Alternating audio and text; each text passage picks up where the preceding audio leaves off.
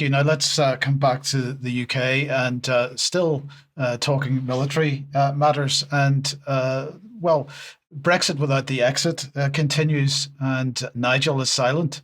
The Times here claims that they have had sight of leaked documents. Now, being an organ of the deep state, I'm sure it was a leak, sarcasm over. The Times says that, and I quote, leaked defense deal warns that Europe faces the greatest threat in a generation from Russia.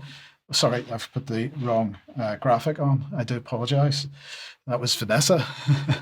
uh, Greatest threat in a generation from Russia as it pledges closer cooperation on military matters with the EU.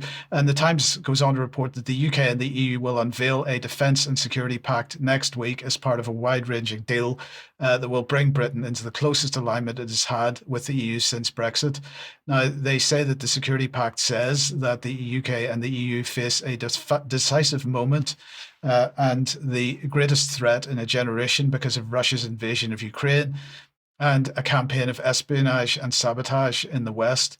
It says the seriousness of the challenge requires a unique and ambitious new agreement on security, and they point to the threat from Trump as another cause.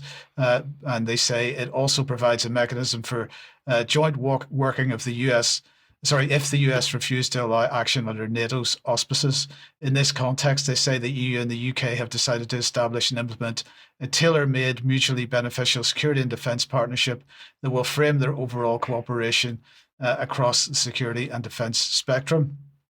Now, for the EU's part, they say they're happy for the UK to join the Common Security and Defence Policy, which enables Ursula to deploy European troops seconded from member states in peacekeeping missions and get this, the collective self-defence of European states. And I'm going to say, isn't this the role of NATO? And actually, what does collective self-defense mean anyway? And hasn't all of NATO's aggressions over the last few decades been in the name of selective self-defense? So this is exactly what the UK column has been warning about since 2011. In fact, no other media organisation has been covering this at all. The Express has given it some brief mentions from time to time, but never in massive detail. And this is a topic which Nigel Farage and all the parties which he has led have steadfastly refused to engage with. We've also been warning since the day after the referendum that Brexit was and is without the exit.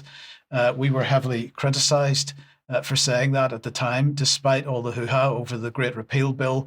Successive British Prime Ministers have kept the UK more or less aligned with EU regulations and standards to make it as easy as possible to bring the country back into as close an arrangement with the EU as possible.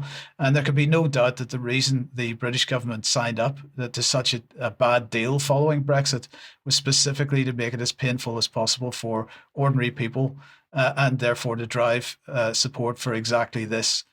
Now, the Times then, in their article, goes on to point out that the Defence Pact will be the centrepiece of a summit this month that will, what they describe as, open the way for the UK to restart selling food and agricultural policy products to the EU without customs checks. It will also commit both sides to working together to agree a separate deal, such as issues around youth mobility scheme, the energy market cooperation. So that is a Brexit without the exit, and we told you that this was the situation when no one else was, including Nigel Farage. So you can take from that what you wish. Any thoughts? Plenty, yes. I mean, I think, well, we spoke about it last week, and as you say, consistently, you know, the defence union side of it is a sort of a case in point that we see across the board, where if you chuck enough paperwork out there and you make enough sort of formal and informal relationships with other countries or other armed forces or something along that line, you're paving the way to be able to just do anything at any point. You can always relate back to something that you have committed to in the past that enables what's happening now. And also, I would just say that, quite like you point out, you know, as far as NATO is concerned, is it really acting within the specific scope of its articles? I don't think so at all. I don't think one can take that judgment, certainly not since early 2022. So there's an awful lot of hypocrisy in this, and certainly it'd be very interesting to see where this